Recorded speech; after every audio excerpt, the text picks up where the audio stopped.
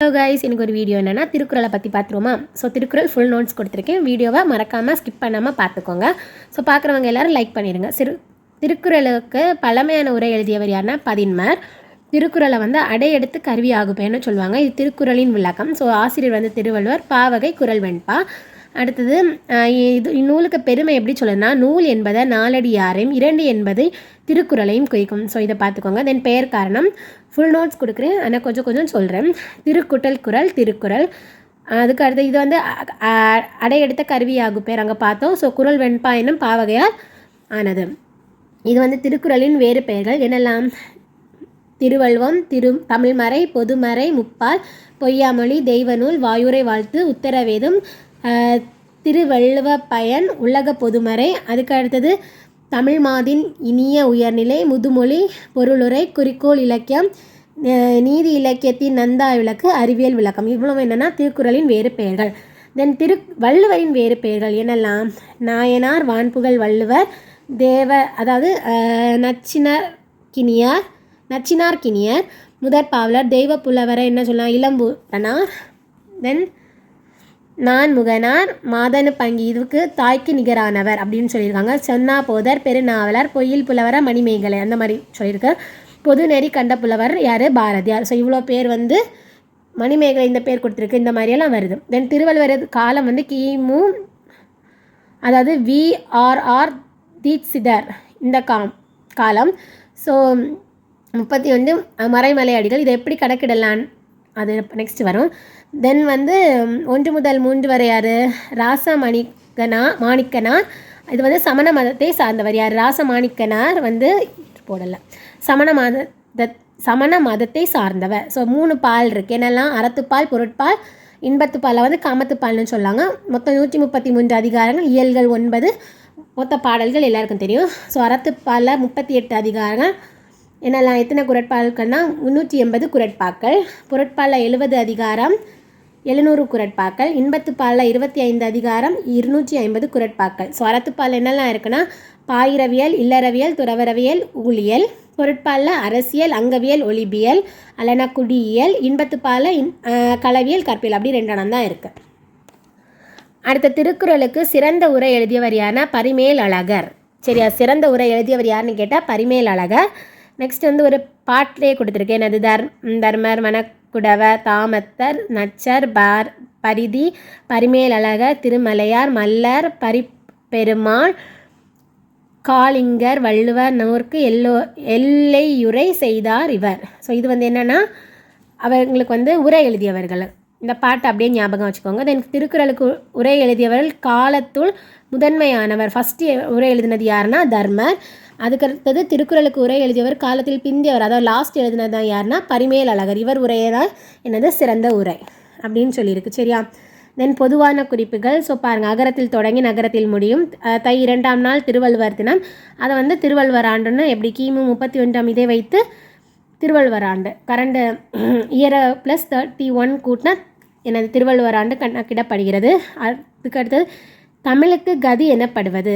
கானா கம்பராமாயணம், தீனா என்னன்னா திருக்குறள். ஸோ இதில் லைட்டாக பாருங்கள். அது வெளிநாடுகளில் திருக்குறளின் பெருமை. ஸோ என்னது 40 ஆண்டுகள் படித்து ஜியு போப் 1886 திருக்குறளில் மொழிபெயர்த்து எழுதியிருக்காரு. அந்த மாதிரி கொடுத்துருக்கு. விக்டோரியா மகாராணியர் கண் விழித்ததும் முதல் படிக்கும் நூல் திருக்குறள். ஸோ இது இம்பார்ட்டண்ட். யார் கண் விழித்ததும் முதல் திருக்குறள் நூலை படிப்பாங்கன்னா விக்டோரியா மகாராணியர். அதுக்கு அடுத்தது திருக்குறளின் அறத்துப்பால், பொருட்பால் 2ஐயும் லத்தீன் மொழியில் மொழிபெயர்த்தவர் யாருன்னா வீரமாமுனிவர். சரியா? நெக்ஸ்ட் இந்த 10 அதிகாரங்கள் இதில் உடைமை கொண்டு முடியும். என்னெல்லாம்? அன்புடைமை, அடக்கமுடைமை, ஒழுக்கமுடைமை, பொறையுடைமை, அருளுடைமை, அறிவுடைமை, ஊக்கமுடைமை, வினையுடைமை, பண்புடைமை, நானுடைமை. ஸோ இந்த 10 தான் என்னது உடைமையில் முடியுது. நெக்ஸ்ட் திருக்குறளின் மொழிபெயர்ப்பு. லத்தீன் மொழியில் மொழிபெயர்த்தவர் யாருன்னா வீரமாமுனிவர். இங்கே மேலே படித்தோம். தென் ஜெர்மன் கிரால், ஆங்கிலம் ஜியு போப், வாவேசு ஐயர், அடுத்த ராஜாஜி, ஃப்ரெஞ்சில் ஏரியல், வடமொழி அப்பா தீட்சிதர், ஹிந்தியில் BD ஜெயில், தெலுங்கில் வைத்தியநாத பிள்ளை. ஸோ இவ்வளவும் திருக்குறளுக்கு மொழிபெயர்ப்பு எழுதியிருக்காங்க. நெக்ஸ்ட்டு திருக்குறளும் 7 என்னும் எண்ணிற்கு உள்ள தொடர்பு. ஸோ எல்லாமே 7ல் தான் இருக்கும். அதாவது 1 3 3 இதெல்லாம் ஆட் பண்ணும்போது 7, இந்த ஆட் பண்ணும்போது ஸோ எல்லாமே 7 அந்த எண்ணுக்கு தான் தொடர்பு இருக்குது. அடுத்த 11 கீழ்கணக்கு முதன்மையான நூல் வந்து திருக்குறள், அதில் கொஞ்சம் கொடுத்துருக்காங்க. அதுக்கடுத்து திருக்குறள் அறிய தகவல்களாம். ஸோ இது கொஞ்சம் ரீட் பண்ணி பாருங்கள். திருக்குறள் இடம்பெறும் 2 மலர்கள், 2 மலர்கள் இடம்பெறும். என்னென்னா அனிச்சம், குவளை, இந்த 2 மலர்களும் தான் இடம்பெறும். திருக்குறள் இடம்பெறும் ஒரே பழம் நெருஞ்சி பழம். என்ன பழம்? நெருஞ்சி பழம். திருக்குறள் இடம்பெறும் ஒரே விதை குஞ்சிமணி, குஞ்சிமணி. திருக்குறளில் இருமுறை ஒரே அதிகாரம் என்று குறிக்குது. பொருட்பா அதிகாரமும் காமத்து அது 71, காமத்து பால 110. குறிப்பறிதல் இந்த ஒரு வேர்டு 2 அதிகாரத்தில் இதாகி இருக்குது. தென் திருக்குறளில் இடம்பெற்றுள்ள 2 மரங்கள் பனை, மூங்கில். என்னெல்லாம் மரங்கள்? பனை, மூங்கில். திருக்குறளுக்கு முதலில் உரை எழுதியவர் மணக்குடவர். முதலில் உரை எழுதியவர் யார்? மணக்குடவர். மொழிபெயர்ப்பு நம்ம அங்கே படித்தோம். தென் திருக்குறளின் பெருமையை வந்து செந்தளிர் கற்பகத்தின் தெய்வ திருமூலர் இறையனார் அப்படின்னு சொல்லியிருக்காங்க. நெக்ஸ்ட் வந்து திணையளவு போத கொஞ்சம் இதெல்லாம் கொடுத்துருக்கு, பார்த்துக்கோங்க. அதுக்கு அடுத்தது பாரதியாரின் கூற்று. வள்ளுவர் தன்னை உலகிற்கே தந்து வான்புகழ் கொண்ட தமிழ்நாடு இப்படின்னு வள்ளுவர் வந்து புகழ்ந்து கூறியிருக்காரு. பாரதிதாசன் திருவிக்கா. CRO விஸ்வநாதன் கூற்று. அப்புறம் சுரதா கூற்று. முக்கிய அடிகள். ஸோ இது கொஞ்சம் முக்கிய அடிகள் ரீட் பண்ணி வச்சுக்கோங்க. தென் திருவள்ளுவரின் சிலை மற்றும் பல்கலைக்கழகம் எங்கெல்லாம் இருக்குது? நம்ம கன்னியாகுமரியிலலாம் இருக்குல்ல, அதெல்லாம் தான் இங்கே வரும். தென் திருக்குறளை பற்றி சிறப்பிக்கும் நூல் என்னெல்லாம் நூல்னால் திருவள்ளுவ மாலை நூல் வந்து சிறப்பிக்குது. பெயர் வந்து கபில. ஸோ காலம் வந்து கிபி 2ஆம் நூற்றாண்டு சார்ந்தவர் என்றும் சங்க காலருக்கு பின் வாழ்ந்துள்ள என்றும் கூறுகிறாரு. ஸோ அது வந்து புகழ்ந்துரை இப்படியெல்லாம் புகழ்ந்திருக்காரு. மக்கள் தேவரர் இந்த மாதிரி பல்லுயிர் 6 வகை தரும் அப்படின்னு. அதுக்கு அடுத்தது இதுவும் கொஞ்சம் பார்த்துக்கோங்க. மேற்கோள்கள் என்னெல்லாம் மேற்கோள்கள் கொடுத்துருக்கு. ஸோ இங்கே வந்து அன்புன்னா தாய், அருள் குழந்தை, பொருள் வளர்ப்பு தாய் அப்படின்லாம் கொடுத்துருக்காங்க. ஸோ இது வர பிரிண்டட் நோட்ஸ், இது நான் எடுத்த ஷார்ட் நோட்ஸு. திருக்குறளுக்கு சிறந்த உரை எழுதியவர் பரிமேல் அழகர்.